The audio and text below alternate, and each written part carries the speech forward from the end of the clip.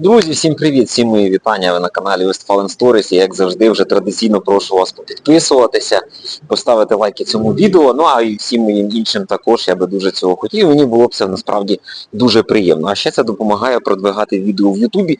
Чомусь Ютуб так влаштований з такими алгоритмами, коли вони краще показують і рекомендують ті відео, які мають там певну кількість лайків або коментарів і тому подібні речі, так що народ не забуває. Ну, а сьогодні ми поговоримо традиційно про Бундеслігу, яка починається, бо закінчилась міжнародна пауза. Міжнародна пауза, яка вже всіх дістала. Ну, мене так точно. Хотів би почути вашу думку. Так, у нас грала збірна, так, вона грала проти Бельгії, вона виграла навіть перший матч 3-1, а другий вже примудрилися програти 3-0. Я вам скажу чесно, я не дивився жоден матч, ні перший, ні другий, але був трохи здивований результатом після першого матчу. Бельгія насправді сильна команда, просто в досить таки розібраному стані знаходиться, і цей стан не дає їй можливості повністю реалізувати весь потенціал футболістів. Мені ця вся історія нагадала 2013 рік, осінь, коли Україна виграла у Франції на чемпіонат світу вони виграли 2-0 у Києві. Квитки я дуже, до речі, тоді хотів дістати, але так і не зміг. Так що на футбол не потрапив. Вони виграли 2-0, а потім з повним фіаско провалили другий матч на виїзді у Франції. І то була справді катастрофа, тому що команда забула просто банально вийти на поле. Ну, цей раз, можливо, було щось схоже, хоча я там бачив, Бельгія забивала в останні хвилин 15-20. Але результат, тим не менше, Україна упустила перевагу в 2 м'ячі. Ну, повернімося до Бундесліги. Що би хотів вам сказати? По-перше, сьогодні стартує Бундесліга і стартує вона матчем Байер-Бохум, тобто це теж маленьке рурське дербі десь в якійсь степені. Звісно, Бохум не той суперник, який там будоражить російською уяву нашу, і не можна сказати, що це супердербі, як, наприклад, те ж саме рурське дербі, знамените Шальке і Борусія Дортмунд, але тим не менше цей матч в першу чергу цікавий буде тим, чи зможе Байер все-таки хоча б на один день скоротити відстань до Баварії, яка, не нагадаю, на сьогоднішній день складає 6 очок. І оце є ключовим моментом цього матчу. Тому що, ну, звісно, перевага досить суттєва Мюнхена над Леверкузеном. Але там ще 8 чи 9 турів залишається грати. І це означає, що в принципі чисто математичні шанси у Леверкузена досить таки непогані. Єдине, що залишається тобі набирати вправно очки, не втрачати цей темп, який вони вже змогли набрати в другій половині сезону. Ну і, звісно, сподіватися на те, що свої очки буде втрачати Баварія. І Баварія їх насправді хоч і небагато, але таки втрачає.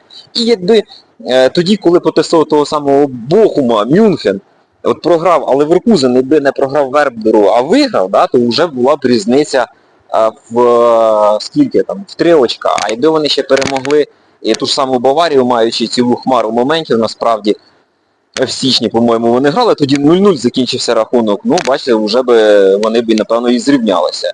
І з Мюнхеном, ну, на жаль, цього не сталося, тому залишається тільки сподіватися на те, що Баварія буде втрачати, але для того, щоб мати якісь сподівання, ти сам повинен набирати ті очки. Від тебе це залежить в першу чергу, тому що якщо твоя команда не перемагає таких суперників, як Бохум, то про що можна говорити? Ну, і тим паче Байер зараз вилетів із Ліги Чемпіонів, у Баварії і Мюнхен є певні кадрові проблеми, як ви вже напевно знаєте, а якщо не знаєте, то дізнайтесь зараз із цього відео. Той же самий Альфонсо Девіс вилетів надовго, і хтось іще з них лідер, я вже навіть і не пригадую, стільки різних футбольних новин за останній час відбулося. Так, можливо, не в сфері клубів, бо ми багато говорили саме про збірні. В плані клубів там були тільки певні історії, які стосувалися там можливих трансферів і так далі, і тому подібні речі, але ви розумієте, да, це не літо, тут трансферне вікно іще не відкрите, так що говорити про щось іще зарано. Єдине тільки, що по трансферам можна сказати, Борусія Дортмунд нібито повинна підписати за 7 мільйонів того ж самого Даніеля Свенсона. Я чув, що Маркус Решфорд нібито має всі шанси залишитися в Астон Віллі, тому що Астон Вілла дуже задоволена ним не тільки в плані чисто футбольному, як він себе проявляє на матчах, але і тим, яке відношення до справи він демонструє на тренуваннях. Ну, коротше кажучи, професіонал з великої букви Маркус Решфорд, так само, як і професіоналом виявився Антоні, який поїхав у Бетіс, і в Бетісі ним теж дуже і дуже всі задоволені. Так що подивимося. Завтра дуже цікавий матч Айнтрахт проти Штутгарта. Ну, цікавий він перш за все тим, що Айнтрахт ділить верніше по очкам третій і четвертий рядок. Вони насправді фактично знаходяться на четвертому, але мають таку саму кількість очок 45, як і Майнц. І зможе чи Айнтрахт підтримувати цей темп. Чи він все-таки відвалиться? Вже декілька місяців пройшло після того, як Умар Мармуш покинув Айнтрахт. Команда нібито в якийсь час після цієї втрати буксанула, але змогла таки прийти в себе і потихеньку починає стабільно набирати очки. Ну, а Штутгарту вони потрібні так само, як і Борусії Дортмунд, якщо вони хочуть все-таки боротися за Єврокубки, а тим паче претендувати на Лігу Чемпіонів. Хоча фаворитом, напевно, буде Франкфурт. Вони то грають в себе вдома і грають таки непогано, а враховуючи останні результати і перш за все гру Штутгарта, бо в гру вони демонструють занадто нестабільно. Вони як з Баварією, розумієте, вони можуть видати феноменальну першу половину, наприклад, зустрічі і повністю провалити другу. Борусія Дортмунд – це їхній брат-близнюк. Згадайте останній матч проти Лейпцига, який вони грали на виїзді. Провал в першому таймі, хоча й тоді могли забити і зрівняти рахунок. Повний рознос в другому, де вони могли забувати штук 6 залізобетонних. В результаті на виході 0. 0-0, як співають в їхній пісні. 0-9 означає. Так що Штутгарту в цьому плані Айнтрахт набагато стабільніша команда. І все-таки Тот Мюллер проводить, на мій погляд, дуже недооцінену роботу. Бо всі говорять про Хабі Алонсо, бо всі говорять про Себастьяна Хьомес. Багато обговорюють компанії, багато обговорюють провалів Борусій тренерських. А от про Тот Мюллера ніхто не говорить. При тому, що і втрата лідера відбулася. Так, він не перший сезон. Але по факту, а кого Айнтрахт має у своєму складі із таких от прям, щоб суперкласних гравців? Ну так, Маріо Гьоце у них є, погоджуюсь. Хто би що не говорив, на Гьоце там виливають багато бруду, що він такий, він там те все. Але, люди, я хочу сказати, Гьоце насправді був і є, і залишається, і буде професіоналом, я впевнений. Плюс його другий прихід в Дортмунд, він і подальший провал, про який люди говорять, він обумовлений перш за все тим, що людина там, по-моєму, майже рік не грала, бо у нього були... Тоді ж з нього всі насміхалися, Гьоце там на пиріжках понаїдав, значить в нього надлишкова вага і тому подібні речі. Хоча насправді це все не було смішно, тому що Гьоце, як кажуть, тоді навіть дуже тяжко працював, він спеціально залишався в залах, він наняв собі якогось там інструктора особистого. Він дуже хотів схуднути, але в нього це не виходило. І потім уже лікарі Борусії з'ясували, що у Гьоце були проблеми, якесь захворювання із обміном речовин, і це все було обумовлено тільки тим. Тому він тривалий час лікувався. Потім він, ясно, що після такої тривалої відсутності ти не можеш одразу заграти, якби часу було втрачено багато, і ось це є причиною. Але після того, як він вже почав лікування своє, він насправді демонстрував топовий футбол.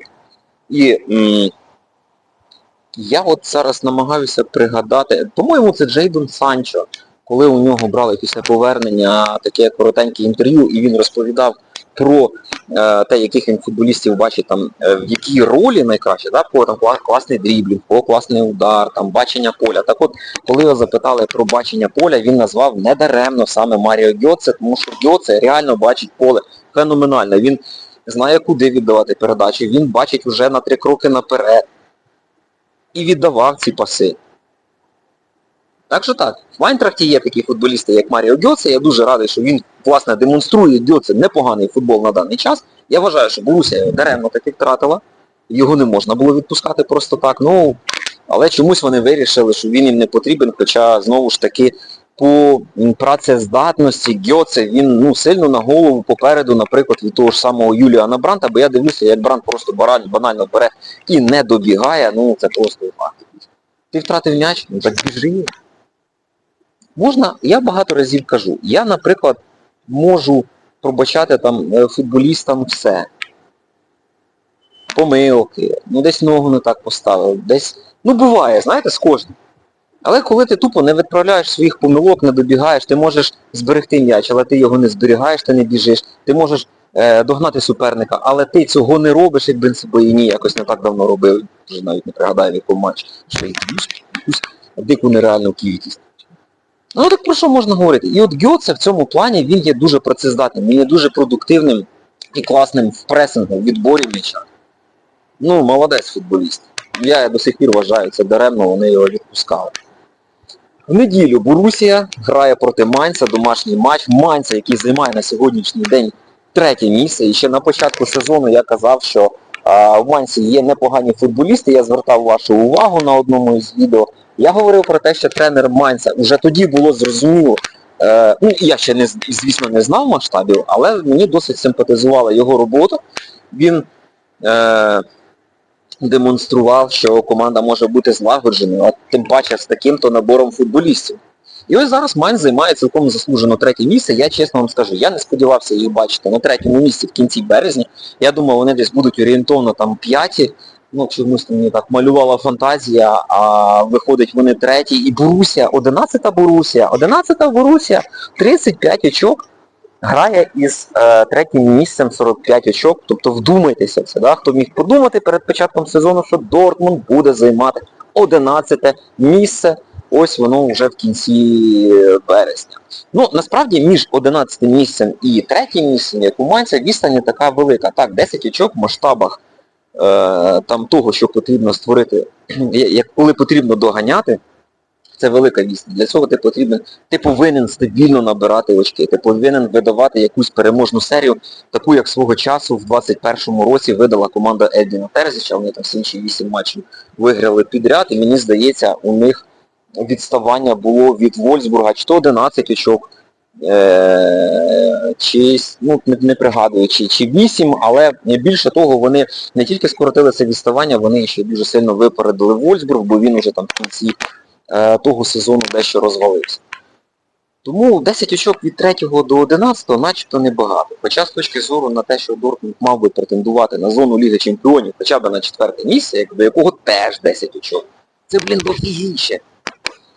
Перше завдання ви повинні перемогти Майнц. По травмам, ну більш-менш. Фелікс Мечел, поки була міжнародна пауза, вже приступив до тренувань.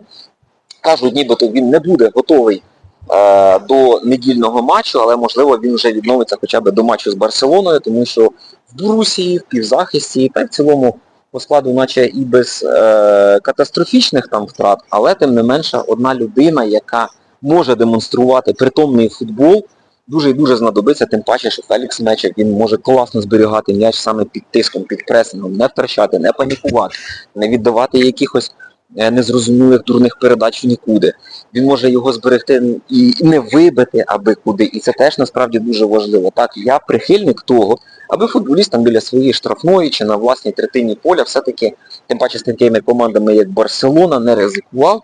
Але знову ж ми говоримо, можливо, про різних футболістів. Бо якщо це буде Хаві або Ін'єста, то ви знаєте, да, як вони можуть зберігати м'ячі. Всі ми їх пам'ятаємо, хто, звісно, вже хоч трошки старше, напевно, там якихось років 10.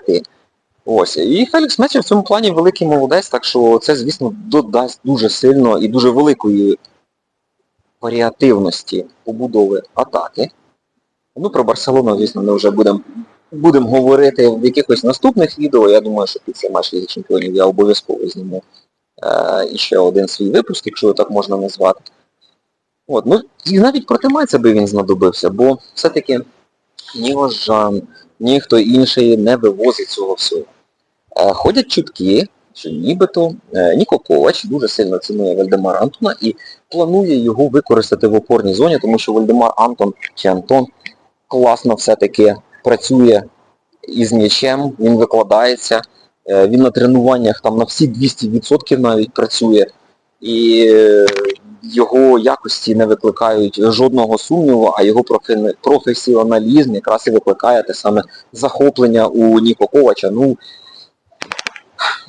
прес-конференції ще не було, так що тут я не готовий як-небудь коментувати. Там, до речі, проходило вже одне тренування, і я знаю, що отримував із тих, хто повернувся вже після матчу збірних, да, отримував один вихідний, тобто був відсутній на тренуванні, тільки дивіться, вилітає вже все з голови. Джио Рейна. Це такі Сполучені Штати Америки далеко. До речі, скажіть мені, а чого Рейна в збірні грає нормально, а він приїжджає в Дортмунд? І капець якийсь. І це неможливо. Я сподіваюся, все-таки Дортмунд зможе взяти свої 3 очка в неділю і вже якось хоча б попретендувати на якісь Єврокубки, хоч на якісь. Бо, ну я не знаю, команда з таким бюджетом, з таким підбором футболістів займає 11 місце. Ну, мені навіть інколи здається, що коли в тебе є такі футболісти, ти навіть без тренера повинен займати місце 5-6, це мінімум. А у них така виходить пародія. І при тому ж, бачите, банально не працюють базові елементи футболу. Гра в пас не йде, реалізація не йде, комбінацій взагалі ніяких немає, малюнку гри ніякого немає. Якимось чудом команда проповзла аж в 1/4 фіналу Ліги Чемпіонів, це їм ще із календарем дуже пощастило.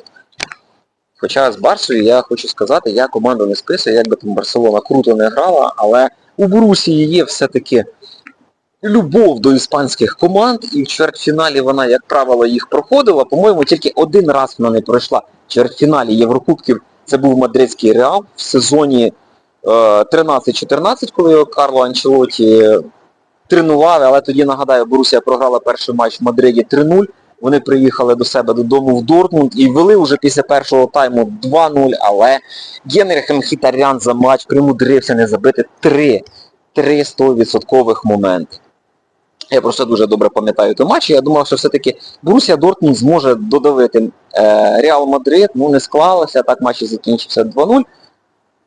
Було дуже сумно від того, що Дортмунд вилетів так зарані, тим більше демонстрував таку класну гру вдома, але що зробиш? Так що не треба одразу списувати Дортмунд в Лізі Чемпіонів, тим паче і Меча повернувся. Можливо, вони зможуть все-таки якось налагодити свою гру. В цьому плані повинна сприяти цьому міжнародна пауза, бо я нагадаю, що у Ніка Ковача жодної паузи не було. От він як прийшов, так він одразу почав навалювати, одразу в нього не було часу адекватно для тренувань. Там, по-моєму, тільки один єдиний тиждень за ці 2 місяці був, коли у Ніко Ковача була тижнева перерва без жодних матчів між вихідними. Все інше це були Єврокубки. 2 матчі з Спортінгом, плюс 2 матчі з Лілем. Добре, що хоч кубку не було. А це, до речі, між іншим той тиждень і був, коли всі інші грали на кубок. Так що я думаю, що Ніко Ковач, дуже хочу в це вірити, що Ніко Ковач використає цей час для того, аби все-таки налагодити якісь зв'язки, напрацювати якісь схеми, спробувати допомогти футболістам зрозуміти його ідеї. Я впевнений, що вони у нього є, хоч багато хто з нього і сміється. Ну і, власне, навести якийсь порядок в обороні і щось зробити з реалізацією, бо реалізація – це дуже і дуже ключовий фактор. Ну, досить про Борусію. 2 слова. Буквально 2 слова хочу сказати, що в неділю нас очікує класний матч Наполі-Мілан.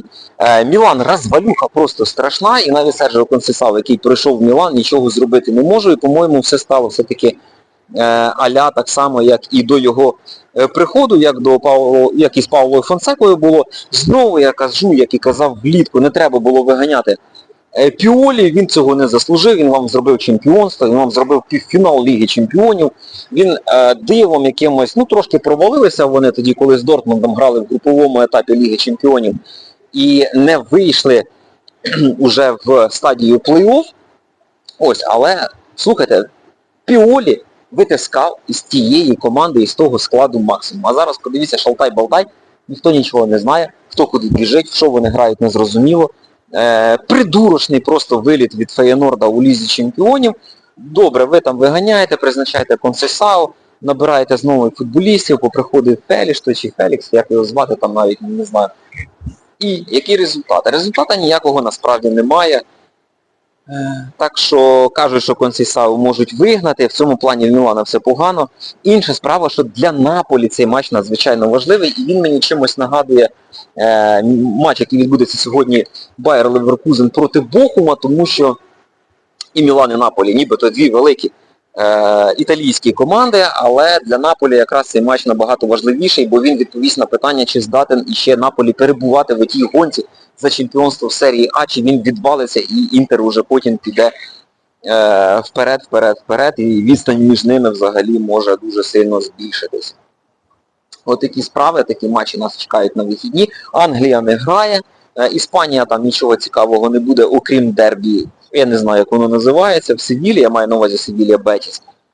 В Німеччині, напевно, найважливіших матчів буде в цьому плані 3. Баварія, Сан-Паулі не хочу теж згадувати. Сан-Паулі занадто слабко виглядає на фоні мюнхенців. Так що тут, я думаю, більш ніж очевидно, скоріше всього, буде перемога Баварії. Але сподіваюся, що Баварія свої очки втратить так само, як вона несподівано втратила їх із Бохумом.